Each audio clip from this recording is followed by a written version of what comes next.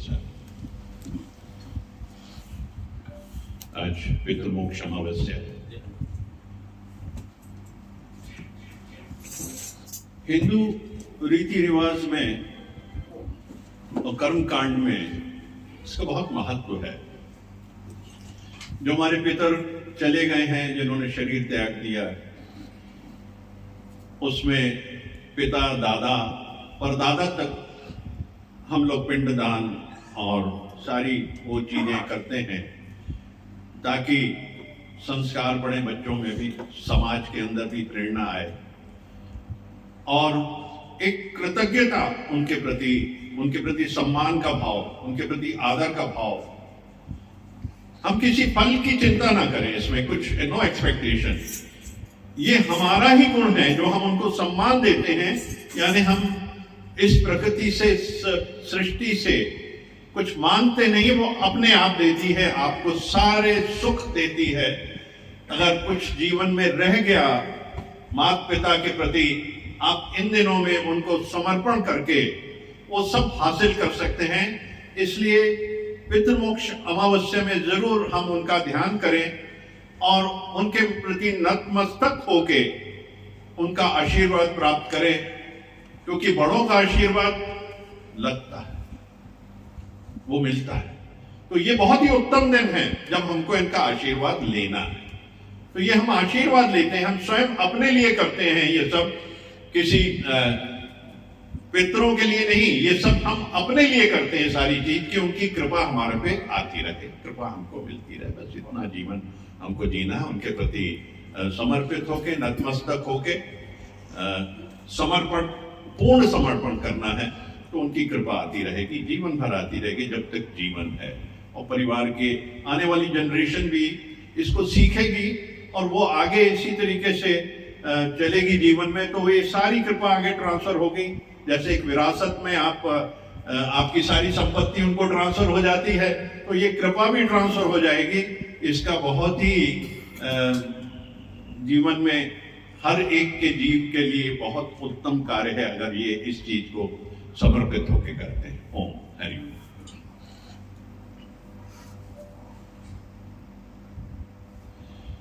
बहुत खुश हूं मैं, आज मेरा शरीर ठीक है या नहीं है। दोनों परिस्थितियों में खुश हूं। आज मेरा शरीर ठीक है या नहीं है। मैं हर पल, हर बात में बहुत खुश हूं।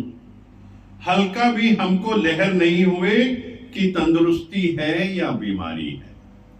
हल्की भी लहर ना होवे कि तंदुरुस्ती है या बीमारी है, दोनों में समान हूं।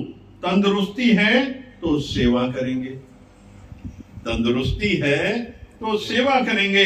यदि शरीर ठीक नहीं है तो अपने में रहेंगे। क्या बात, यानी दोनों में निष्कामता है। निष्काम सेवा, निष्काम भक्ति। तंदुरुस्त है तो निष्काम सेवा, और अगर बीमार है तो निष्काम भक्ति। भक्ति हो जाएगी, उसको ध्यान हो जाएगा, सिमरन हो जाएगा। देखिए दोनों में फायदे हैं।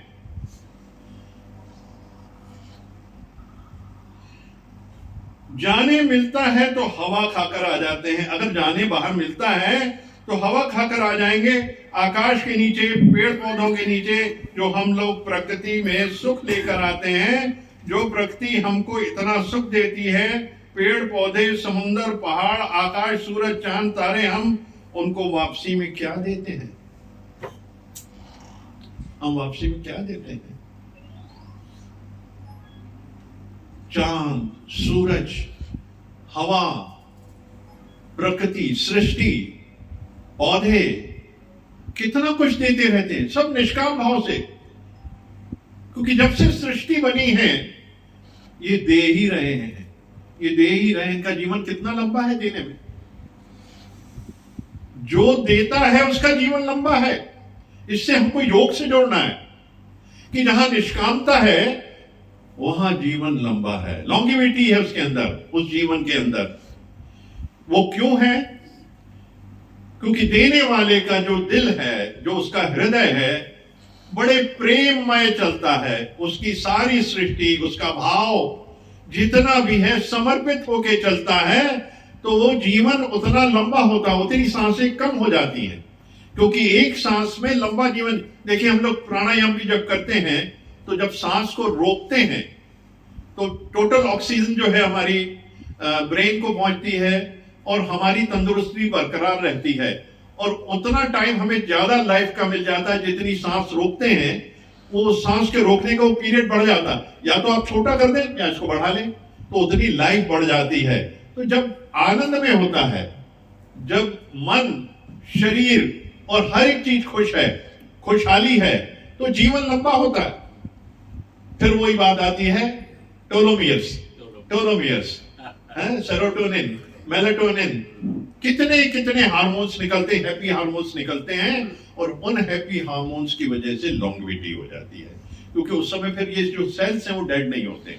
कई सेल्स डेड इसलिए हो जाते हैं क्योंकि डिप्रेशन में चले जाते हैं, एंग्जाइटी में चले जाते हैं, हाफने चिंताओं में चले जाते हैं, तो उनमें ये सेल डेड हो जाते हैं, तो लाइफ कम हो जाती है। इसलिए खुशहाली में जीवन है, इसलिए रोज खुश रहो।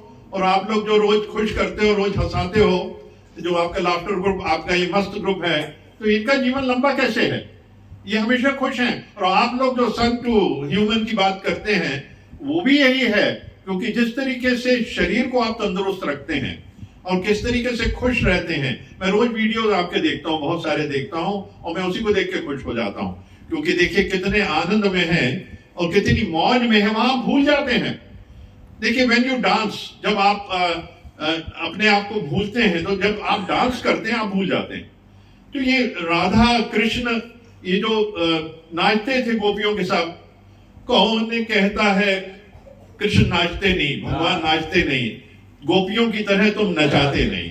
दरअसल तुम गोपियों की तरह नचाते नहीं हो, तुमको गोपियों की तरह नचाना है, क्योंकि ये जो नाचना है आप भूलते हो सब कुछ। जब आप भूल जाते हो तो भगवान का स्वरूप हो जाते हैं।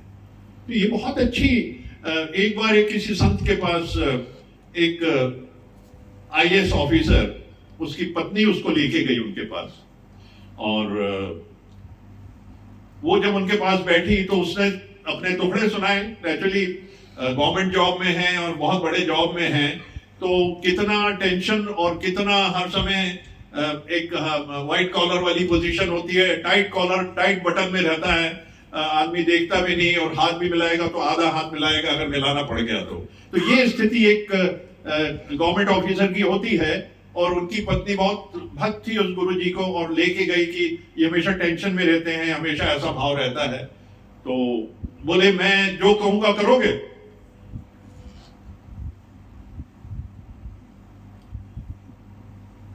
बोले कि करूंगा। एक बार आए, मैंने कहा देखिए ऐसा है, उस कमरे में जाओ, संगीत लगा हुआ जैसे आप लोग डांस करते हैं, आप इसमें, अब वो देख के कि मैं इनके साथ डांस करूंगा, बोले मेरे से नहीं होगा ये सब काम, मेरे दिल में ये चीज नहीं होगी, क्योंकि मैं उनकी बराबरी क्या, वो अपना जो कॉलर है, हाई कॉलर था उसका, व्हाइट कॉलर था, वो उस अहंकार में पड़ा हुआ था, वो उस अहंकार की वजह उस कमरे में नहीं घुसा। फिर पत्नी लेके गई, तीसरी बार, चौथी बार, पांचवी बार जब लेके गई, बोले जाओ। तो अब उसने कहा मैं ट्राई करता हूं, देखता हूं। और जब वो वहां गया, इतना मस्त हो गया, वो अपने आप को भूल गया।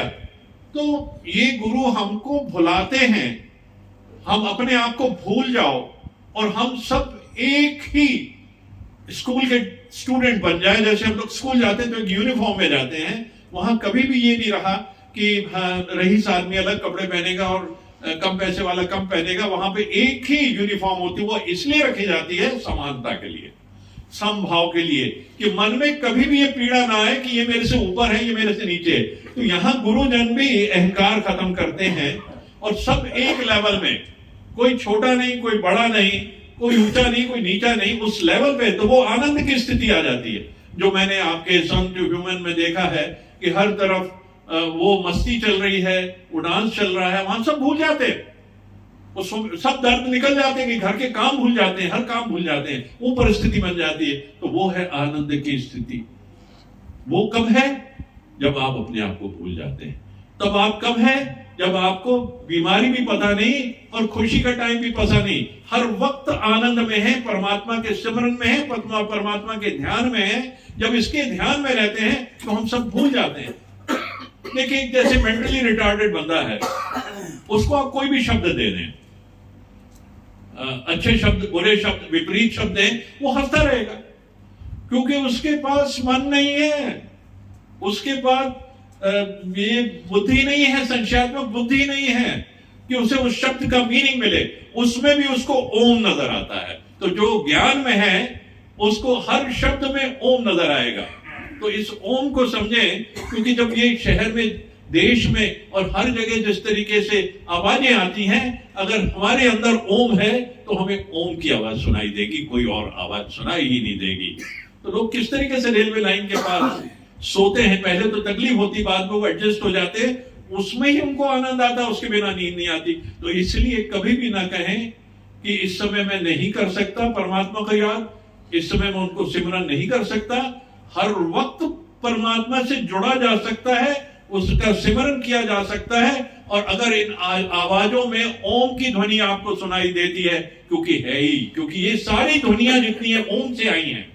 सिर्फ ओम ही एक ऐसा लफ्ज है जिससे इन सब शब्दों का, ये उसकी माता है, इससे ही जनरेट हुए, हर शब्द बना है इस ओम से ही बना है, कोई और चीज नहीं। देखिए आप एक घंटी बजाते हैं, सपोज आपने मंदिर में गए और आपने घंटा बजाया, तो घंटे से निकलेगी ओम की ध्वनि,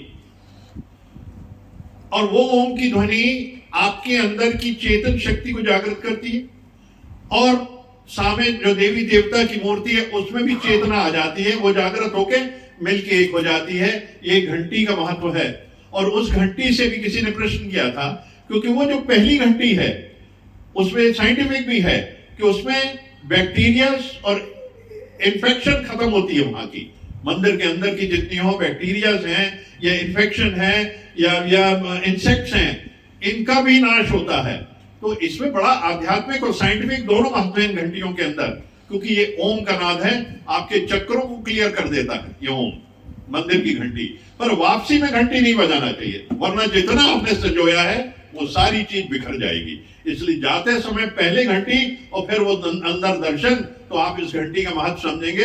तो इस घंटी का बहुत महत्व है, तो इस आवाज का बहुत महत्व, इसमें ओम ही निकलता है। इसलिए अगर हम किसी भी आवाज में इमेजिन करें, क्योंकि ये सारी चीजें हमारे अंदर हैं, अगर उसको हम ओम मानते हैं, ओम समझते हैं, और मेरे अंदर अगर ओम है तो हमें वो ओम ही सुनाई देगा। भले वो हमारे विपरीत शब्द दें, गलत शब्द दें, मान करें, अपमान करें, वो जो भी करें उससे हमें कोई फर्क नहीं पड़ेगा, क्योंकि हर वक्त ओम का ध्यान रहेगा। तो ये चीजें अफेक्ट नहीं करेंगे, रिबाउंड हो जाएंगी।